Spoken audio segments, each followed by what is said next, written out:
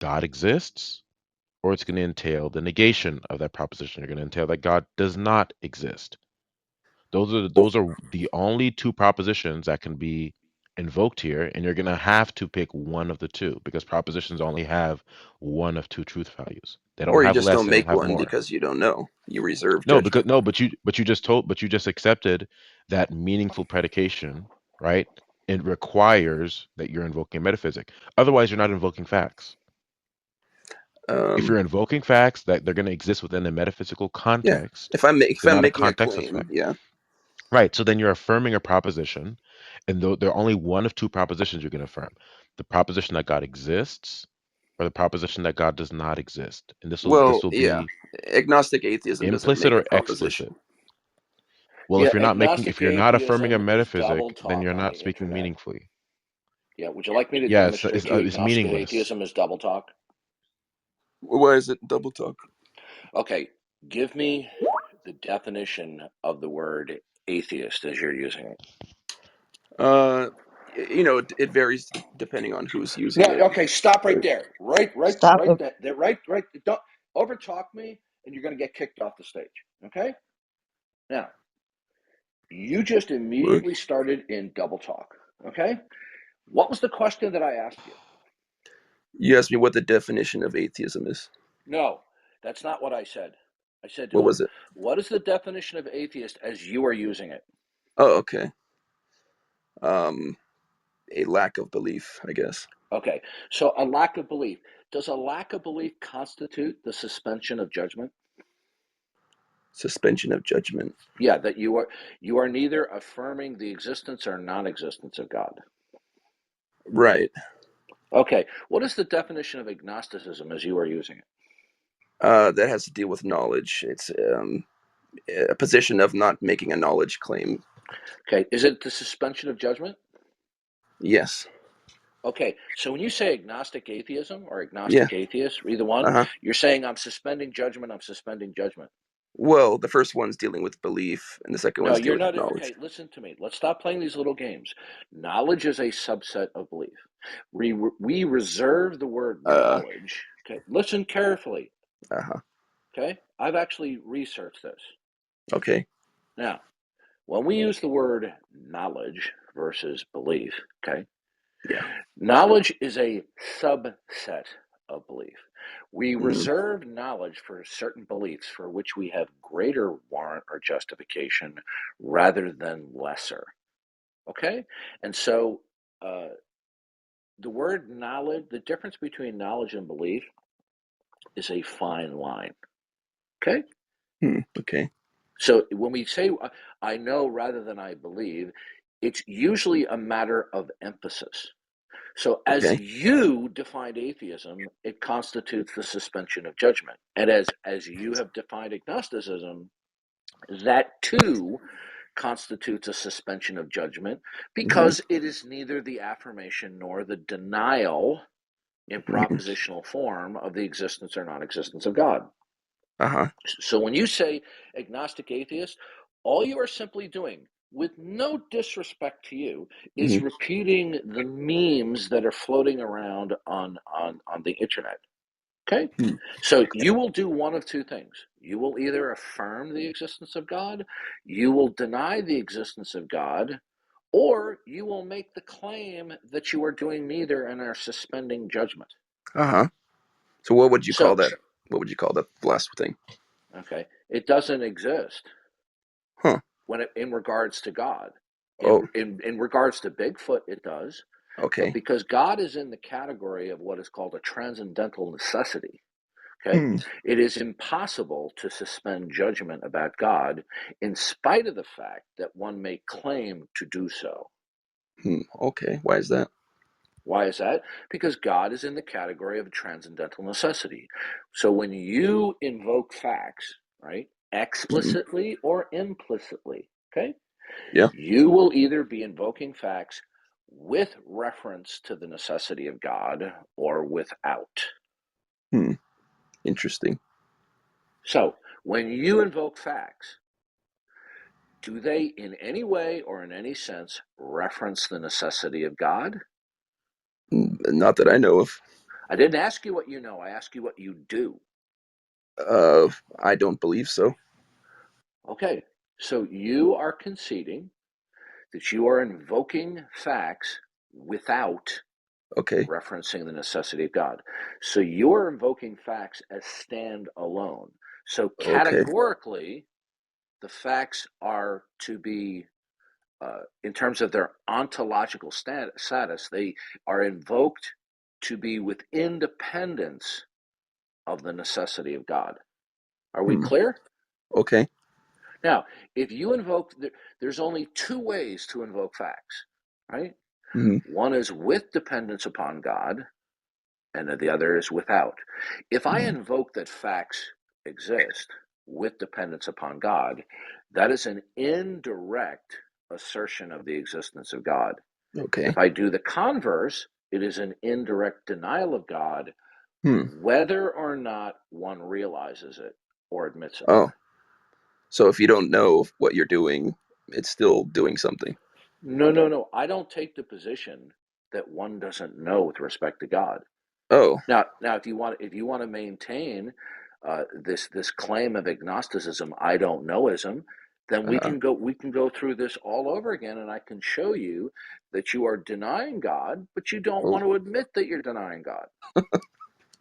Okay. You can laugh all you want, How am I but you denying God? okay. You are denying God by the refusal to acknowledge invoke Him. Hmm. You are basically saying, so let me just back up a little bit and explain to you a little bit here, okay, metaphysically, right? Uh, So when we uh, talk about God, we're talking about a comprehensive worldview where okay. God is defined, conceptually speaking. I'm not defining God into existence.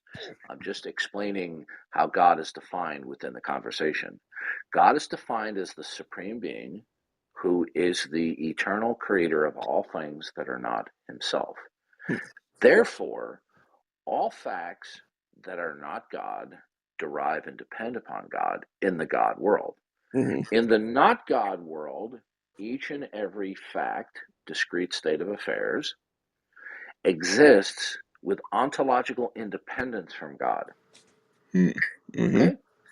So a fact will only have two values. It will either by necessity derive and depend upon God Okay. or without.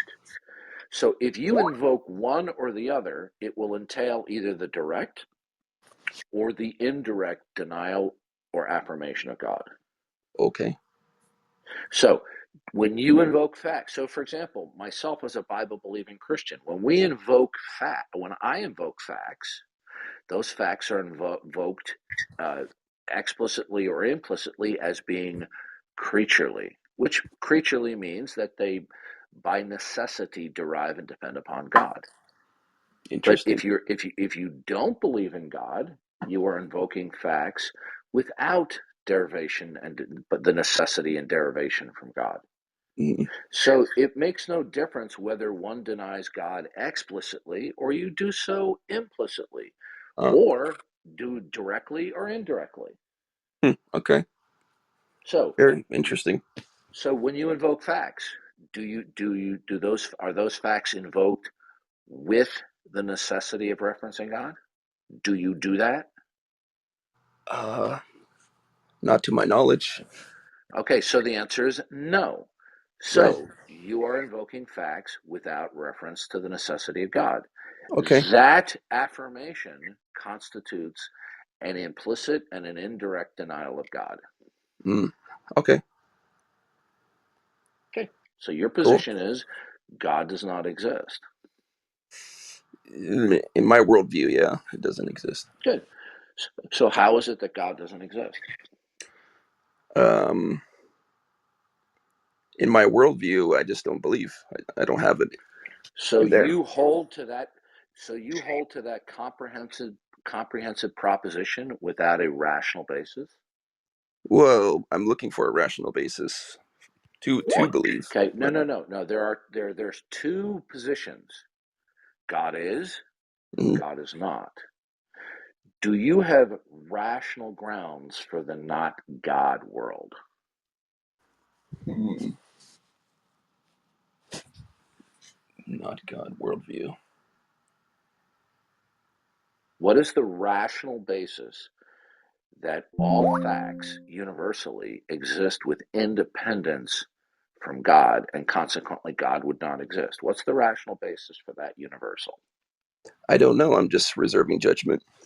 No, you're okay. So now what you're doing typically is you're going back to square one again, which Mm, that has already been rebutted. okay. You're not suspending judgment. You're not reserving judgment. You have already, right now, are you willing, right now, will you affirm the necessity of referencing the necessity of God when invoking facts? Will you do so? Unless I know.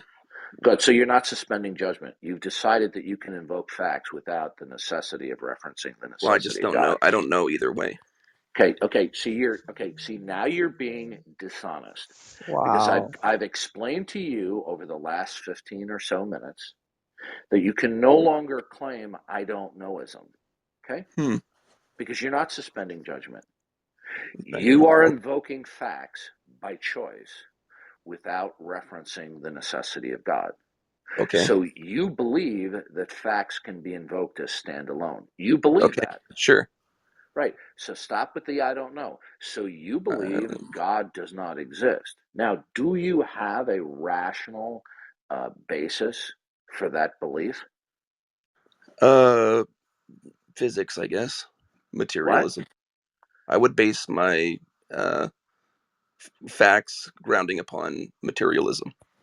Okay.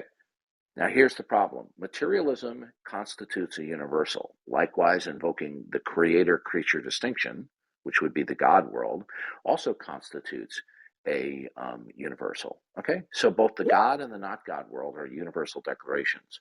Hmm. Okay, so naturalism, materialism is a specific flavor of the universal of the not God world. So, do you have a Mhm. rationale for that? Um, the evidence seems to point in that direction from what Okay. I see. All you're just simply saying is when you say the evidence, you're just Yeah. simply saying all the facts that I'm acquainted with Uh-huh. do not stand in causal relations to God. Or you're claiming that the facts are indeterminate, which you would just be again claiming ignorance. So how did Yeah. you determine that all the facts that you're acquainted with do not stand in causal relations to and with God? I don't see evidence of a causal connection to God. So right there. So now what you've done is you've committed the fallacy of an appeal to ignorance. Okay, so Okay. that which I will explain to you what that is. Right, Hmm. the appeal to ignorance in logic is to say that a proposition is to be reckoned as true if its negation is unconvincing. Hmm. A proposition is deemed to be true solely on the grounds that its negation Okay. is unconvincing. So what you are saying is the not God world as a proposition is deemed to be true because its negation, which is the God world, is unconvincing. Uh-huh. That's your position. Okay. That's an appeal to ignorance, and that's a logical Um, fallacy. sure. So that's not a rational basis to Well, invoke okay. the not God world. Okay, is God part of the material world? Okay, okay, sir. We're talking about your position, not mine.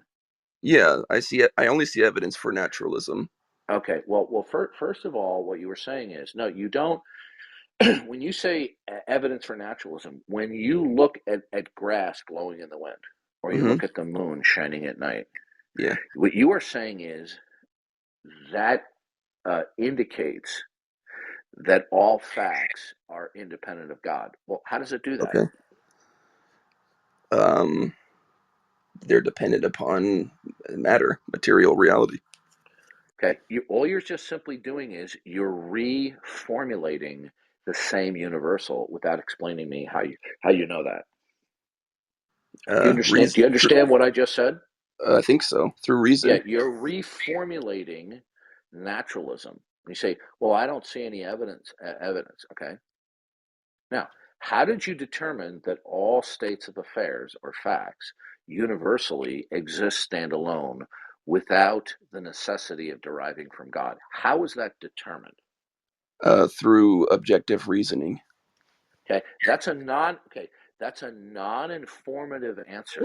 And the reason why you Oh, did that okay. is because if you had an informative answer, you would have given it. How is it not informative?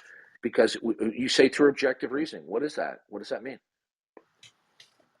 I ask you, Logic. what is the rational basis for the not God world? And you say, well, the rational basis for the not God world view is because I have a rational basis. Uh-huh. Yeah, like the That's a scientific non-informative method. answer. Like the scientific method, induction, deduction, No, no, no, no, no, no, no, evidence. no. Science cannot even defend itself. Are you aware of that? No. Okay, science cannot defend its underpinnings. Science cannot defend through the scientific method the a number of philosophical, let me say, foundational parameters. Hmm. Okay, science cannot justify the uniformity of nature. Science Okay. cannot justify the causal principle. There are many things that science cannot justify that are fundamental parameters without which you couldn't have science as a coherent practice. Now, I will ask you once again: are you omniscient? No. Okay. How did you determine that all states of affairs universally exist without the necessity of deriving from God?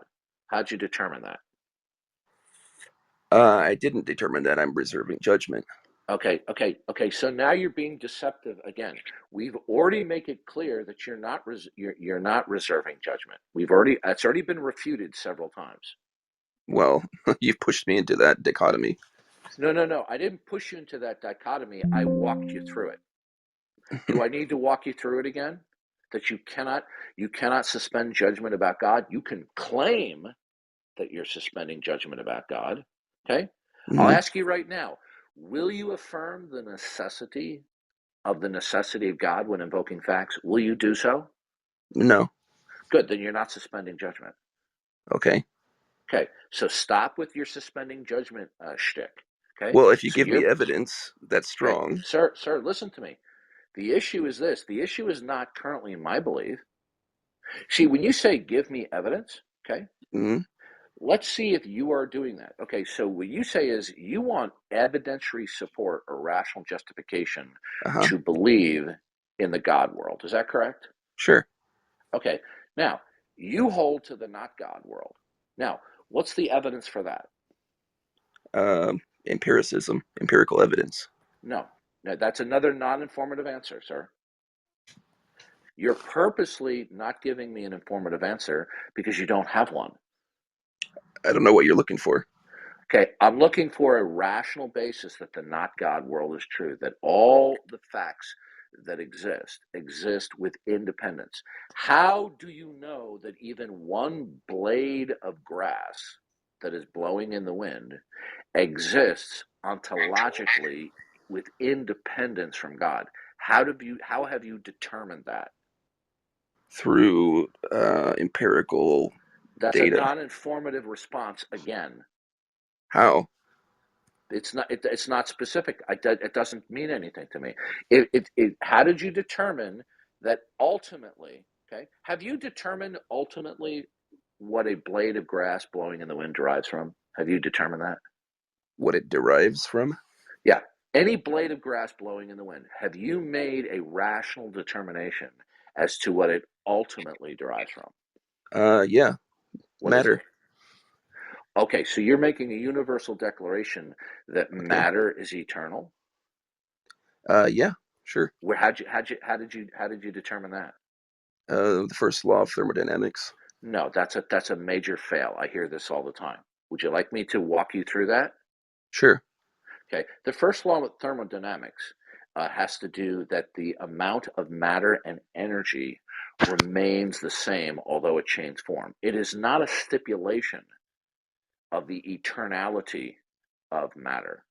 Okay. It Okay, sounds like it necessary this follows. is no, okay. The first law of thermodynamics, this is a common response that people make Uh-huh. that you're misrepresenting and misunderstanding what the first law of thermodynamics means. Okay. Okay? So, how Um, did you determine the eternality and the ultimacy of matter? uh, the evidence seems to point in that direction. Okay, that's a non-informative answer. I mean, I don't see anything that violates the first law of That thermodynamics. okay? I didn't, sir. The issue, okay, a Christian such as myself, who is a theist, Uh-huh. can ascribe to the first law of thermodynamics, and it doesn't. It does not stand in antithesis with the God world. So invoking the first law of thermodynamics does not solve your problem. Okay, the conservation of energy, let's call it that. That's right. It doesn't solve your problem that matter, or let's say do you believe that matter is composed of aspects of fluctuating quantum energy? Part of it, yeah. Okay. Matter and energy. So how is energy ultimate? Um, In it's that a it state. is without begin. It's a state of matter. Yeah. No, how did you determine that energy, however it is composed, that it is composited to be matter? How did you determine that that is ultimate from which all things derive and depend? That's my How'd you determine understanding. that? That's my Yeah, understanding of physics. yeah, Darth, this is No, just a okay, that's boogeyman. not an informative answer that it's your understanding. All you're just simply saying is, I understand it, I know and believe that. But the question is, how did you arrive at that? The first law of thermodynamics states You're that repeating matter. that again. That's already been rebutted. Why are you Okay, but it repeating says that something? matter and energy cannot be created or destroyed. Okay, yeah, you are misrepresenting the first law of thermodynamics. I've already corrected you on this. Do I have How? to go over it again? Okay, we'll go over it again. Okay, the first law of thermodynamics is a stipulation that the amount of matter and energy remain the same, although it will change form. That's Okay. all. The first law of thermodynamics is not a metaphysical statement about The the physical state. eternality or ultimacy of matter. Okay? You can talk to any professor of the philosophy of science and they will tell you the Okay. same thing. Well, can I say something? I mean, if matter and Okay? energy Well, you was never may, hold on a created. second. Hold on a second. And I appreciate your cordiality. Okay? Okay. Usually, Yeah. usually in these type of vigorous disagreements that No we're problem. both having. Okay, so I do appreciate your cordiality, right? Yeah. No problem. Now, invoking the first law of thermodynamics has been rebutted twice, and you have not offered a counter rebuttal. Okay? I did. Okay. I don't agree with that. Okay, what is your rebuttal that the first law of thermodynamics stipulates the eternality and here's the key word, the ultimacy of matter or energy? And ultimacy means that everything that is, can be, and cannot be depends and derives upon that. Okay. Where did you? So, Can you show me yeah. anywhere on the interweb Yeah. or in any scientific textbook where it stipulates the eternality and ultimacy of energy and matter? Well, this is just my personal take. Okay, so the fact of the matter is that is not what the first law of thermodynamics stipulates. Okay. Maybe Now, I'm just saying, wouldn't it necessarily follow that if matter and energy cannot isn't created, that it's eternal? no, when they state, you see, again, you are miscomprehending the statement matter and energy is neither created or destroyed. That Okay. expression is referring to that the amount of matter and energy remain the same, although it changes form. It is not that the initial that formalization that matter and energy can either be created or destroyed is not a stipulation of the ultimacy or eternality of matter. Why wouldn't it be? I don't understand that. It isn't because it's a Huh. stipulation of it's the conservation of matter and energy. The amount of matter and energy remains the same, although it changes form. It's not a stipulation of ultimacy. But it doesn't disappear. It doesn't come into It existence or doesn't go matter. anywhere. That doesn't mean that it is under the category of ultimate as I have defined. I So mean, once if it, again, okay, for the third time, the first law of thermodynamics is not a stipulation of the ultimacy of matter and energy. hmm, yeah, I mean, you're asserting that, but I don't see that. Why? Okay. Could you show me anywhere in the world of science, in any Yeah, textbook or anywhere on the interweb, where a credentialed professor of science, somebody who has a PhD who stipulates, show me anywhere, give me a link where it says that the first law of thermodynamics establishes the eternality and ultimacy of matter and energy. Can I you know get there's that for lots me? of I know there's lots of cosmological models where the universe is No, eternal. sir. No, we're not talking. We're not talking about that. The That's point is, astrophysics. okay. One more time. This is the fourth time. The first law of thermodynamics is not stipulating the eternality or the ultimacy of matter and energy. It's simply stipulating the conservation of matter and energy. Okay, that the Hmm. amount of matter and energy remains constant in our uniform experience. Uh-huh. So it is not a stipulation of ultimacy. So where did you get the idea that matter and energy are eternal and ultimate? That is where I got the idea, Where? from the first law of Okay, thermodynamics. I'm going to kick you off the stage in a moment because now you are You purposely could say I'm being wrong about deceptive. it. Okay, listen, please don't overtalk me. I'm about to kick you off the stage for your persistence in being deceptive. I've already explained to you that in the world of science and the philosophy of science, you are not going to find, okay, and I'm Uh-huh. willing to be corrected, Okay. that the first law refers to the ultimacy of matter and energy. It is simply a stipulation that the amount of matter and energy remains the same. Okay? Saying that Okay. something remains, stipulating that something remains the same through time, okay, in our uniform experience, is Hmm. not the same thing as to stipulate the ultimacy of something. Well, originally we're talking about the eternality of Okay, it. so are we clear that the first law of thermodynamics within the domain of science and the philosophy of science is not a stipulation of the ultimacy of matter and energy? Are Okay, we I'll take it. clear? Sure, I'll take your word for it. Okay, now, so how is it that matter and energy are ultimate? I don't know. Okay, so you are now violating the very criterion of belief that you use to dismiss God. Are you aware of that? No. Okay, do you not believe in God because you don't have a rational justification or evidentiary support for the God world? Yes. Okay, do you have a evidentiary support or a rational justification for the not God world? Apparently not. If I don't, Okay, if I need so an so ultimate, you're violating your criterion of belief in order to adopt a worldview. well, my criterion is empirical evidence, Okay, not what an is the ultimate. empirical evidence for the ultimacy of matter and energy? Yeah, I'm not going off of the ultimacy of anything. Sir, yes, you are. I'm not making a globalistic Yeah, worldview you, claim. yes, you are. We've Uh, already. Do I need to go through this again with you? When one accepts the God world or the not God world, these are both universal declarations, explicitly or uh-huh. implicitly, directly or indirectly. Okay, Okay, sure. good. I can So, propose an I can propose an what ultimate is the metaphysic, I evidentiary guess. support? What is the evidentiary support for the not God world? And please don't give me a non-informative answer. You're looking for a metaphysical ultimate. You told me you require a rational justification for the God world, right? Uh-huh. Does that equally apply to the not God world? Yes. Good. What is the rational justification for the not God world? Reason, Okay. And that is, logic, and evidence. that's a non informative answer. How is that not informative? Okay. I didn't hear you because I had an alarm going off. Go ahead. How is that not informative?